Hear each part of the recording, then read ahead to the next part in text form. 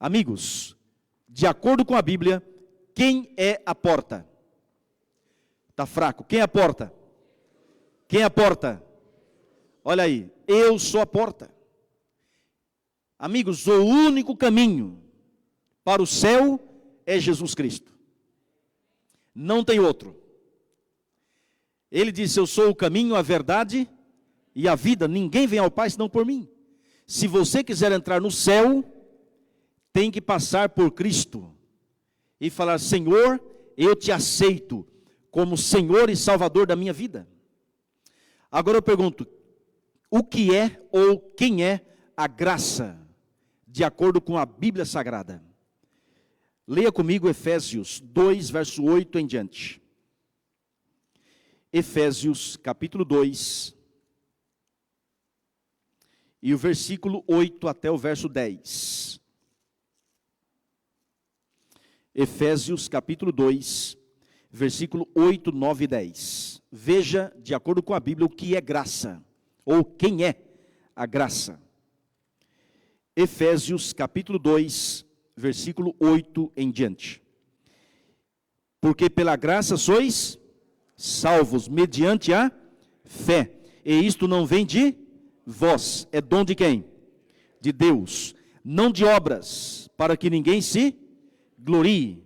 Pois somos feitura dele, criados em Cristo Jesus, para boas obras, as quais Deus de antemão preparou para que andássemos nelas. Até aí. Olha para cá, por gentileza. Olha aqui. Pela graça sois? Pela graça sois? Mediante a? Isto não vem de?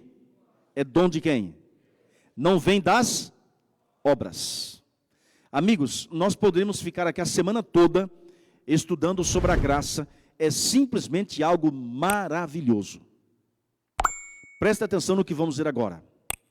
A salvação não vem do ser humano. Não vem de uma igreja. E não vem pela lei.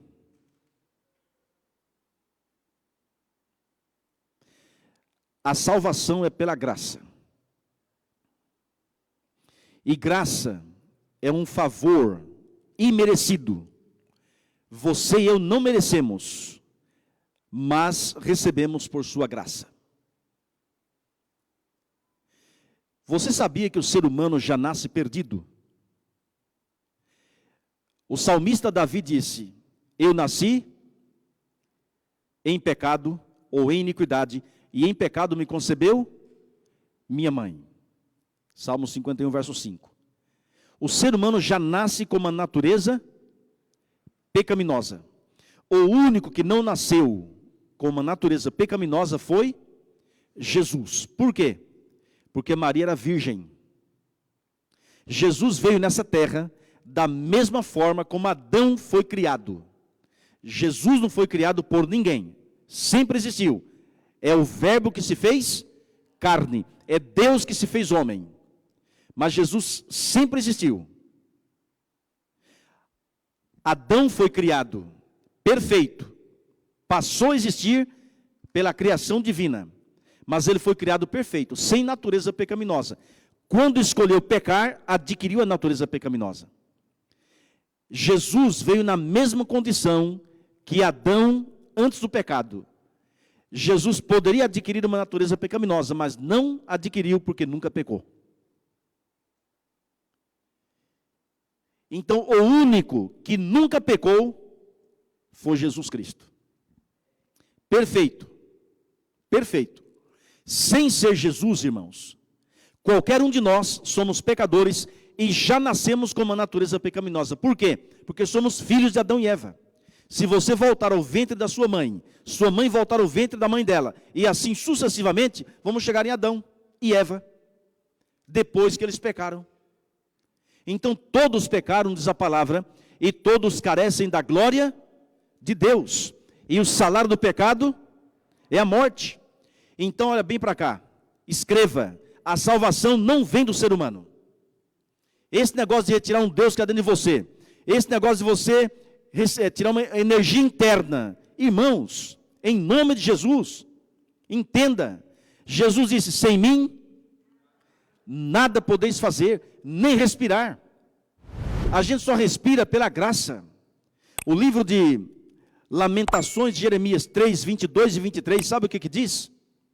As misericórdias do Senhor são a causa de não sermos consumidos, pois elas se renovam cada manhã.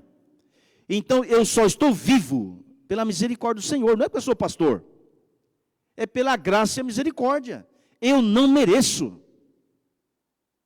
nenhum ser humano merece nada. Tudo que temos, o dom que você tem, o talento que você tem, a casa que você tem, a roupa, irmãos, é pela misericórdia do Senhor. É por isso que o orgulho é o pior pecado. O ser humano se acha e pensa que é melhor que os outros, porque tem isso, tem aquilo outro. É claro que ele trabalhou e parabéns por isso. É digno de você reconhecer, mas não se exaltar. Veja, o rei do universo se humilhou. Amigos, pela graça sois salvos, mediante a fé. A fé não é o seu salvador, é o meio pelo qual tomamos posse da graça. É por isso que diz o livro de Hebreus 11, verso 6, sem fé é impossível agradar a Deus. Por quê? Porque é necessário que aquele que se aproxima do Senhor tenha fé. Então, pela graça sois salvos, mediante a fé, isto não vem de vós, é dom de Deus, ou seja, um presente do Senhor. A salvação, irmãos, é de graça, mas custou caro. É de graça para você e para mim, mas custou caro. Quem pagou o preço? Jesus. Agora, por gentileza, preste muita atenção. A salvação é de graça. Eu aceito pela graça, pela sua misericórdia, mas irmãos, não tem como você aceitar Jesus como Senhor e Salvador por sua graça e continuar na velha vida. Porque a graça não é uma graça barata. A graça, irmãos, verdadeira é aquela que nos transforma. É aquela que você fala, Senhor Jesus, o Senhor morreu por mim, deu a vida por mim, deixou o céu para vir nesse planeta. Senhor, o que é que o Senhor quer que eu faça? Eis-me aqui. Pela graça sois salvos. A graça, irmãos, é o próprio Jesus. Ele é o nosso presente. Então, tanto a porta como a graça é Jesus Cristo. Então, como é que a porta da graça se fecha? Veja, o livro de Atos 4, do 10 ao 12, fala assim. O texto está na tela para a gente ganhar tempo. E não há salvação em nenhum. Amém? Amém? Amigos, não há salvação em nenhum outro. Porque abaixo do céu não existe nenhum outro nome dado entre os homens pelo qual importa que sejamos salvos. Aleluia, Senhor. Somente o nome de Jesus.